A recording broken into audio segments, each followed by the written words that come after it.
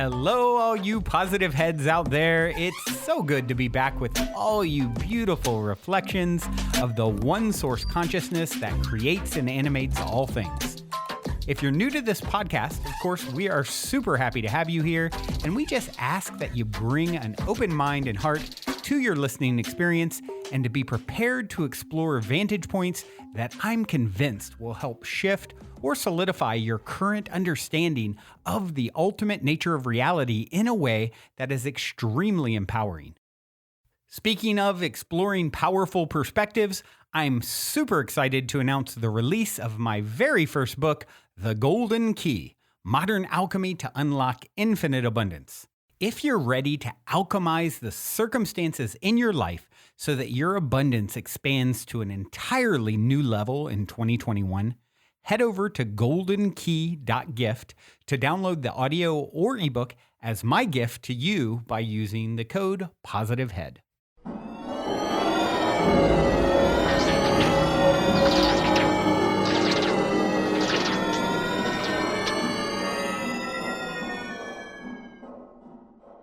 All right, all you positive heads, welcome.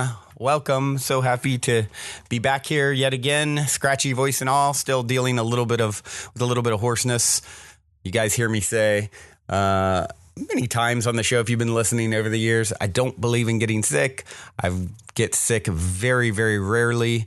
Typically, I do have this story if I party too much that I can get sick. And I started thinking about it with this hoarse throat and a little bit of sniffles, which I haven't had a cold in at least a few years.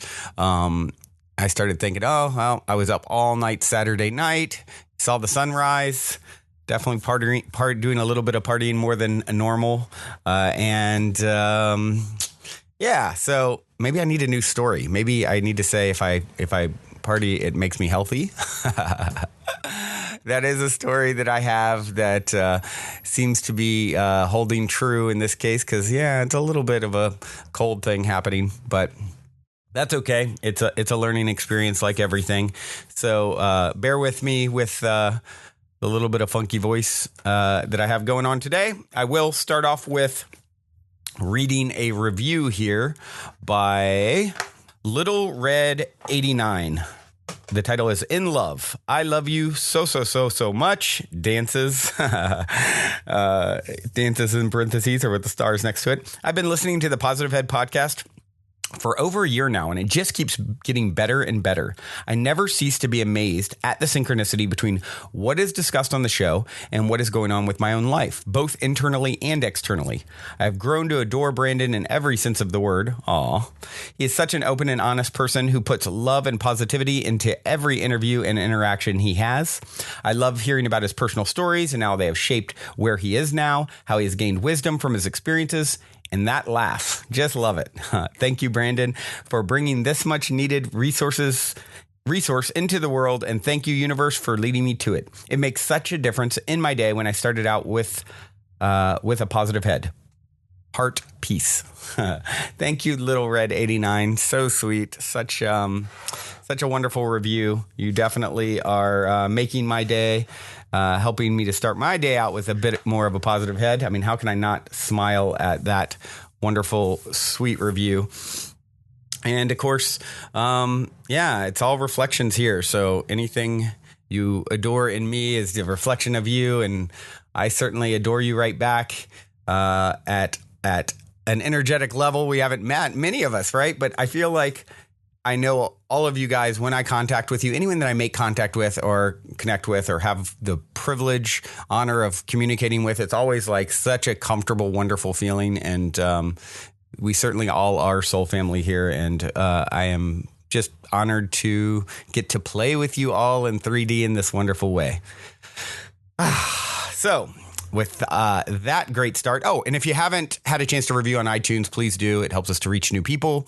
Please tell family, friends about the show, of course. You can also write in questions via positivehead.com. Also, my direct email, brandon@positivehead.com. And there is the Facebook group, Positive Heads, where people are connecting and sharing and sending questions. And so get on there if you're not on there. You won't be sorry. And let's see, what am I going to talk about today? So This is a little bit of a charged, topic. We've talked a lot about, in the last few weeks, the fact that we all create our realities, and that comes, everything is an energetic reflection, and that can get very touchy when you're talking about, especially particularly traumatic events that people have been through that I certainly can't claim to have been through. That it makes it hard to talk on such things when people have been through really, really difficult subjects or events in their life, traumatic events. And for someone like me to talk about it, it can be, it can definitely press buttons. And certainly, I want to be very, very careful with that sort of thing and be very respectful. And at the end of the day, it's my perspective, and I do believe everything is an energetic reflection at some level. We don't fully understand it all the time. We can't connect the dots necessarily from looking at our history or our life. But I think there's more going on than even your 3D, this lifetime history. There's a bigger picture that you're not seeing, all the energetic repercussions and things. And at the end of the day, more important than saying, hey, there's no victims or you've created it all. I mean, what I want to talk about today is not so much that concept, but what do you do when something has happened to you, and how do you deal with it, and what is the best way to deal with it? Once again, I don't claim to have been through. Many of you listening have been through way more traumatic things than I have. So I'm not claiming to be any grand expert from personal experience, but obviously I do have theories, and there are other people that have theories about how to best cope with, difficult pasts. And Carl Jung said, "I am not what happened to me. I am what I choose to become." And that's the point I really want to drive home and just touch on here today is, realizing you're not a victim no matter what you've been through. You're still here. Steve Maraboli said, "I'm not a victim. No matter what I've been through, I'm still here. I have a history of victory." And any of you guys that have been through any kind of difficulty, you're victorious that you're here. Look at what you're doing. You're making it through. You're working through. It doesn't mean it's easy. There may have been a lot of tears, a lot of pain, but here you are, like choosing to tune into things that are uplifting your spirit and helping you to see more and accept more and be, your next greatest and greatest version of yourself. And for that, I so applaud you. I have so much respect for those of you who have chosen a soul path that is extremely tumultuous. Yeah, I've had trials in a lot of ways, but not compared to some of you guys, And for that, what I think of instantly is, wow, what a badass. Like, what brave souls to actually put yourself into a situation that is so trying so that you can have the opportunity to overcome it and become more in the process. That's what I believe. When you, another thing that Steve Maraboli said is stop giving your life away to other people. And that's the thing, is if we're sort of allowing ourselves to feel victimized, that's what we're doing, right? If you take Rumi's perspective that live life as if everything is rigged in your favor, everything means all the difficulty, all the hardship, all the trauma, it's all happening for you, not to you. And it's happening through you.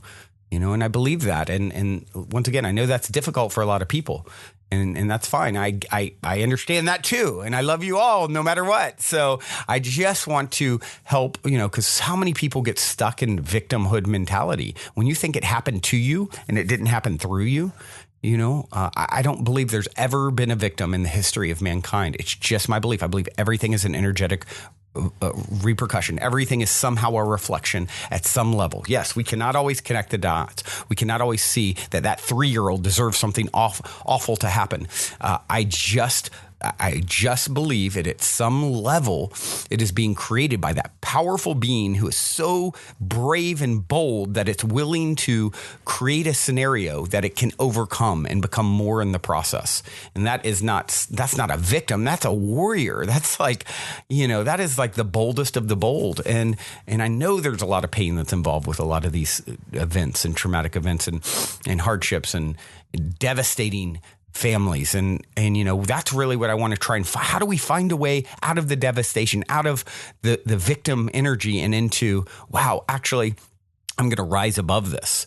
And I know many of you have done it and are doing it. And for that, I applaud you. And honored to even, have any impact or connection to you, because there's so many out there that are so brave, and you probably don't feel it even at times because you feel defeated and like you've been victimized. And I just challenge you to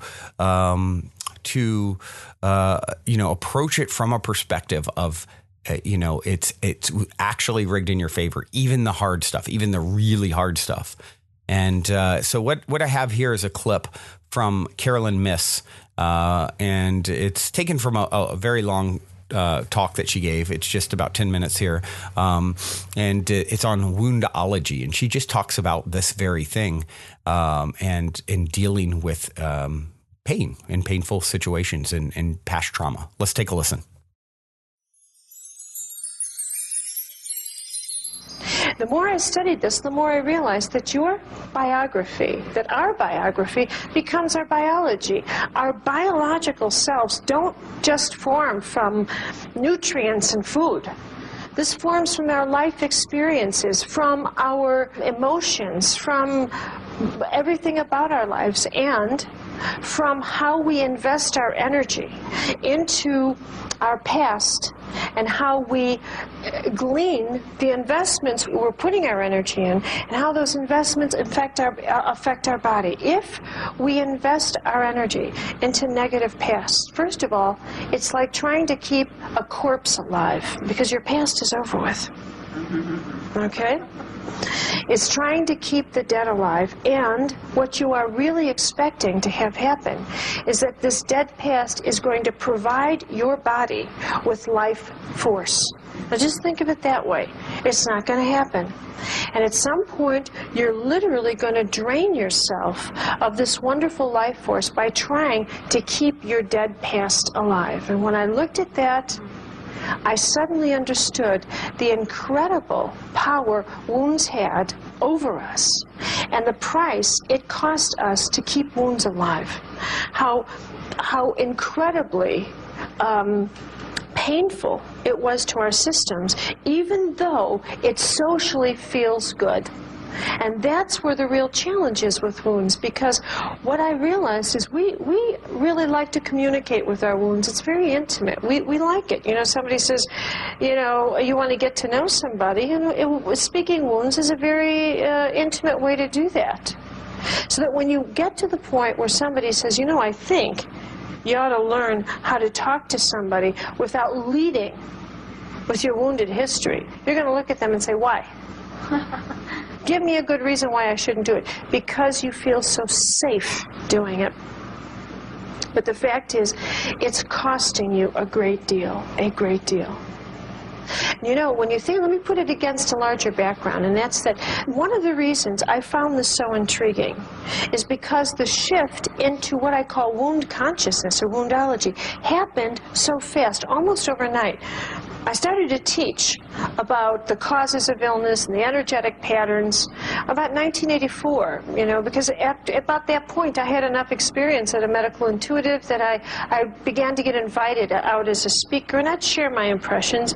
And what impressed me was that so many people were completely enthusiastic about this new notion that we had in our culture, that we were responsible for our health, and that we could heal any illness that we had. Now, from one point of view, that's a very positive and inspiring thought. And I could see it moving its way through people's cell tissue. I could see people looking at the most serious illnesses they had and saying, I can get out of this. This is the most incredible thing. And no matter what country I taught in, this notion was causing people to explode with hope.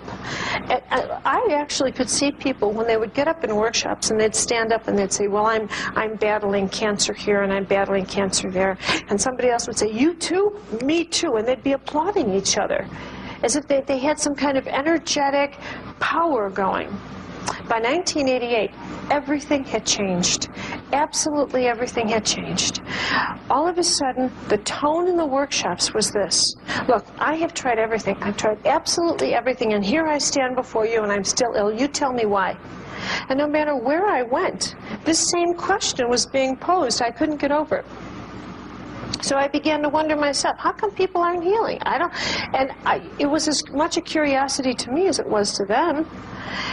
And then the light went on in my head, and it did because of this particular situation that took place in northern Scotland at a community called Finhorn, and I will be forever grateful to this. I was having lunch with, I'll use the name Mary, I'll use other names, and I was meeting her for lunch, and I was early, and I'm sitting down having tea with two gentlemen, and Mary comes over and she says, I introduced her. I said, Mary, this is Bill and Tom. And she extends her hand to greet them. In the meantime, a gentleman named Eric, who works at the community, came over. Now, pay attention to the question.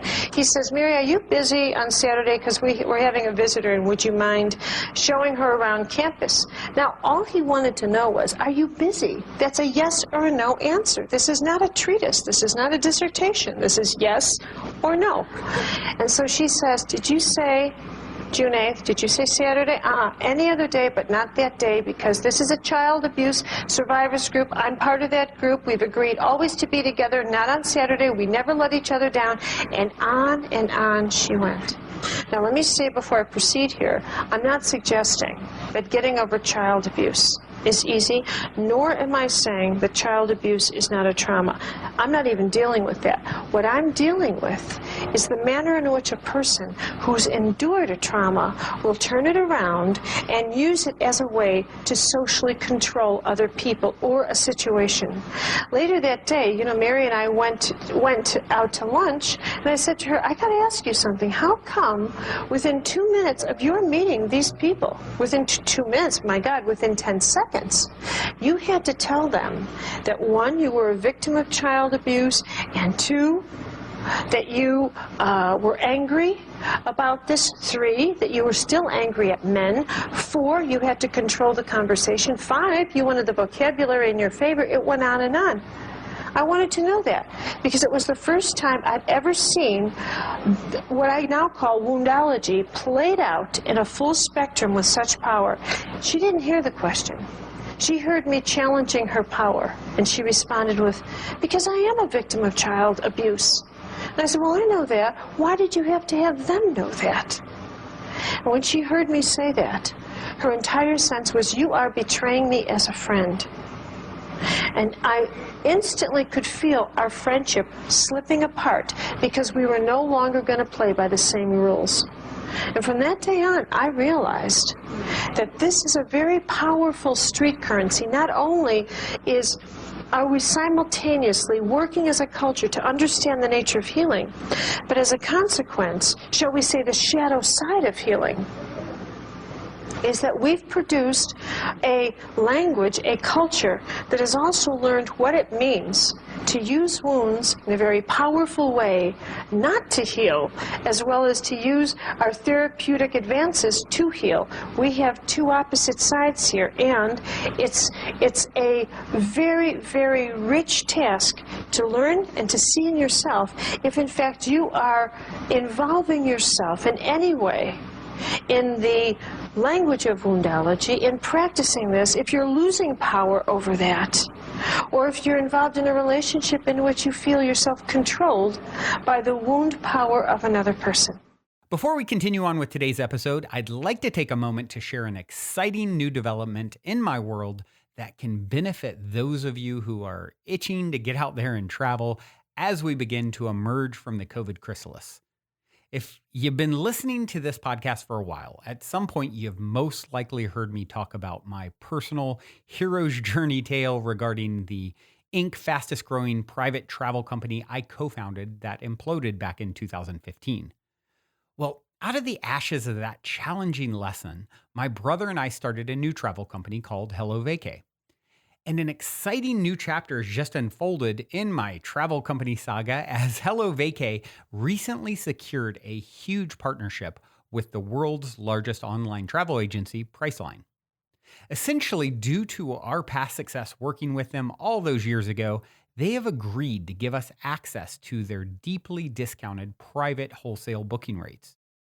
Our new site at hellovacay.com is sort of like the Costco for hotel and alternate accommodations because it allows anyone to get access to these wholesale rates, which are up to 50% off the normal booking rates you'll find on all the other major online travel sites. The only caveat is that they won't let us display these rates publicly because they're so much lower than even what you would see at Priceline.com.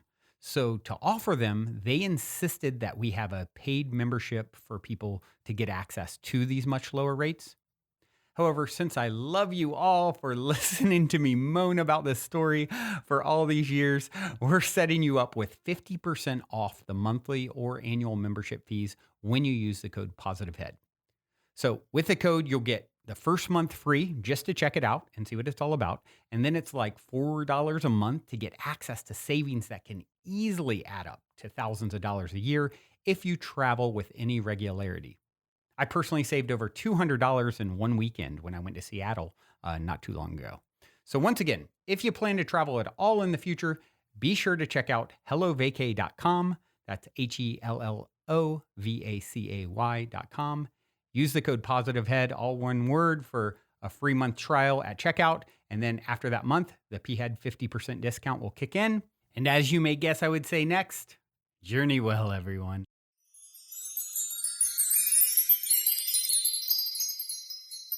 So really, really powerful here. Really great insight and perspective. Investing your energy into a negative past is like keeping a corpse alive, she said. There's a cost to keeping wounds alive. And I understand it's like easier said than done to put a wound down, right? Yeah, easy for you to say who's never been through it, right? I get that.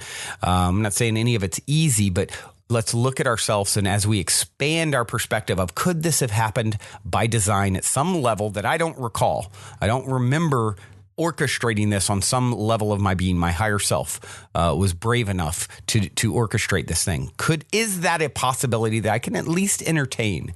And also looking at yourself and saying, does it feel good to me to keep the wounds alive? It's like she said, it's very intimate. We get used to those stories of, victimhood. Oh, here's why here's what's the problem. She talked about the woman who went on and on for, it wasn't even a part of the question, why she couldn't and what, she couldn't do this thing on Saturday and what the problem was and what her history was. And obviously people are going to get defensive about this stuff. That's why I try and tread so carefully, because I'm not looking to offend or upset anyone, rather to hopefully shine some light on this very sensitive subject, in the hope that it helps people to just look at it slightly different and start self-healing. It socially feels good to keep wounds alive. I think we can agree there's a big part of that in our society. And what if you stop talking to someone, leading with your wounded history? It's because it's costing you a great deal. You're keeping that thing alive.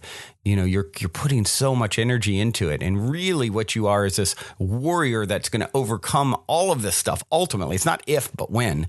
It's just a matter of how long it takes, right? Your success is guaranteed. That's the thing about this game. In the end, we all win. It's just a matter of path to get there. You can't avoid that which you are. And that is a divine being who takes everything that's ever been in all of their creation and uses it to become more. That's what you're doing. That's what we're all doing here. And it is such an honor to play any small role in that process with you guys. I applaud all of you brave souls for doing what you're doing and being what you're doing and being what you're being and doing this work.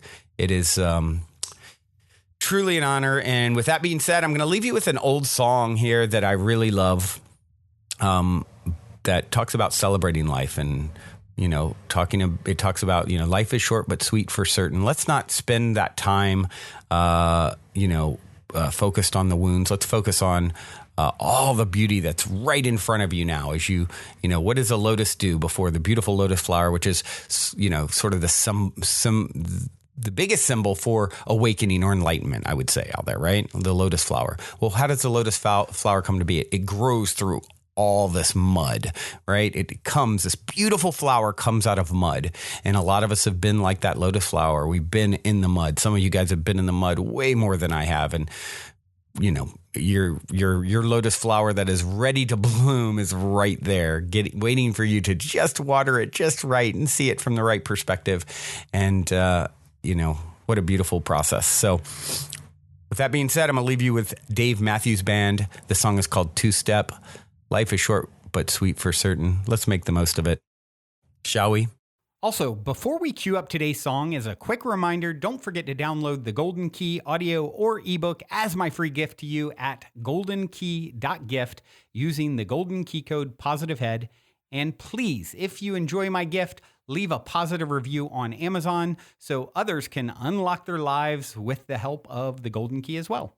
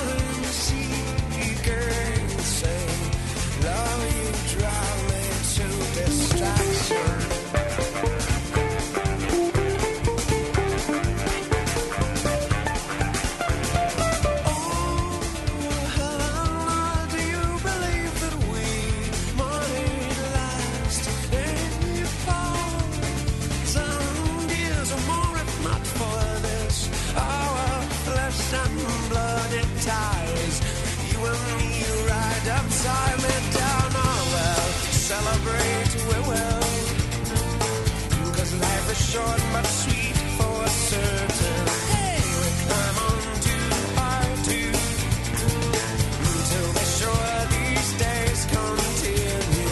Things we cannot change.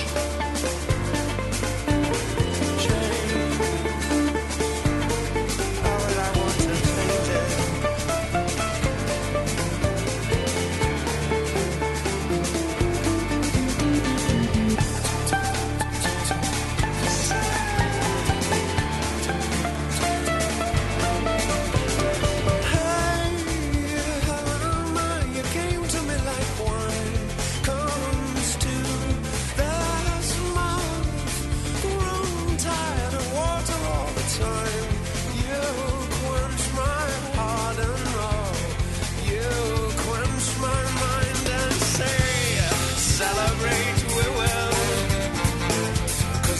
Short but sweet for certain. Hey, we climb on two by two to be sure these days continue.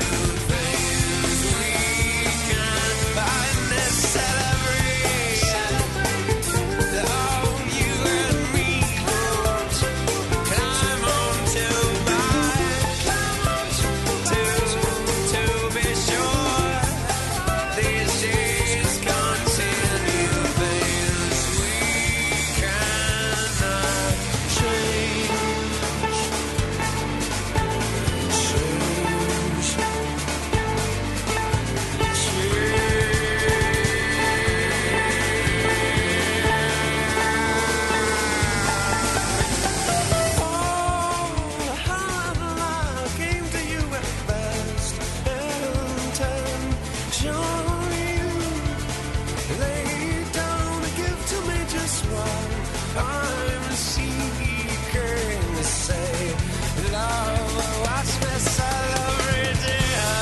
Celebrate we will, 'cause life is short but sweet for certain.